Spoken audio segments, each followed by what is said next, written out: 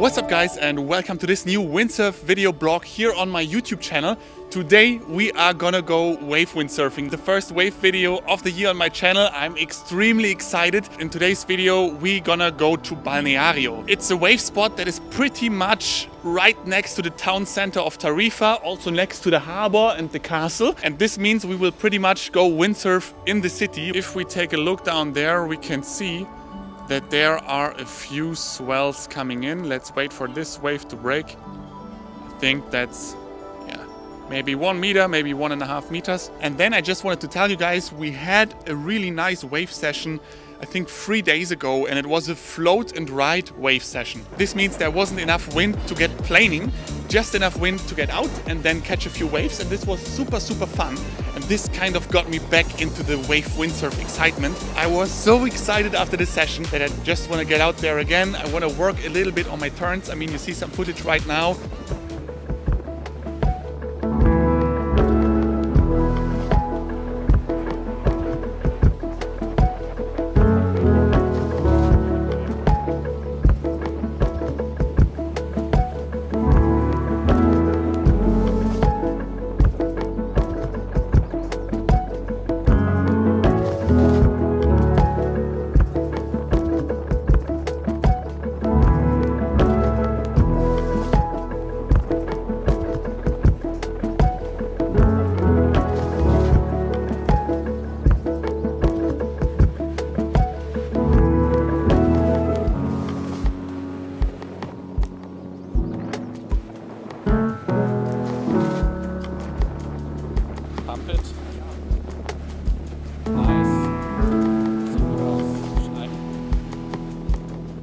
I would say, a wave windsurf beginner. Today I want to see if I can improve that a little bit, but let's see first about the conditions and get down to the beach.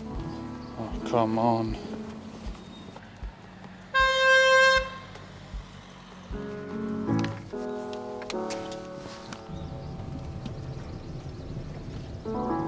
It's really weird to drive through the city to get to the spot, I must say. It's a completely different feeling. These are also moments when I'm really thinking, why not just move to Spain, to Tarifa? Because you have a windsurf spot in the city. So guys, I want you to catch a little bit the vibe that I'm having. Down there is the harbor of Tarifa, and we are going that way, and there we will find the spot. And yeah, right next to me here is the old town, the city center, all very small. You can see the palm trees moving, so it's gonna be windy, which makes me a little bit excited. That's the castle, and right here is the spot. And now we need to find a place to park, which is not always easy right here. Let's have a quick look at the conditions. Here we have the big tuna showing the wind direction. And yeah, then this is Balneario. It looks quite small, to be honest. I mean, this is the place that we will be sailing at. And then, yeah, here, right here you can see a few waves already. That doesn't look too bad. This is what I'm talking about. This is a huge wave. But this wave would have completely destroyed me. That looks absolutely terrifying. The waves are breaking into the wrong direction. Well, from what I'm seeing right now, it's gonna be gnarly. But I was expecting nothing else than gnarliness. The only problem is I didn't really find a legal parking place. Let's just say this is not the wave spot. And we will now have to walk for 20 minutes with the gear. Good morning, Mr. Christopher. Buenos. What is the plan? There's no wind and nothing. Well, you're a little bit pessimistic, I would say. 2 knots of wind and some beautiful close-out breaking waves at low tide. What is the plan for today? Well, we wanted to go wave windsurfing. And we will still do that, I think. Well, it's almost like we found a new spot. There's not enough wind. Well, we do float and ride. You don't need enough wind for that. Why is Niels laughing? Because float and ride is quite difficult, and on close out waves, okay. Let's do float and ride, I guess.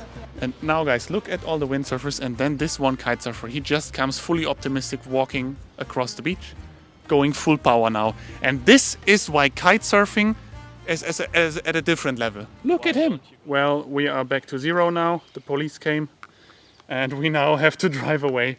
And we will now leave the surf equipment here. So We now carried the gear all the way up here. Still a little bit to go, but I think we can windsurf this bit. And the wind has picked up a little bit. Maybe it has to do with this strangely formed cloud.